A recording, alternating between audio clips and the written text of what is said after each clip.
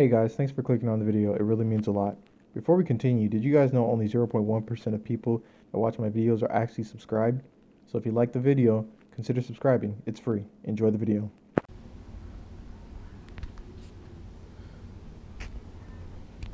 So here is the homemade Warthog mounts that I made out of aluminum profile or extrusion. And yeah. It took me about 3 days to build it. It's really strong, really feels good. I'm gonna get some caps for the top of these, and gonna go ahead and make it finish it up.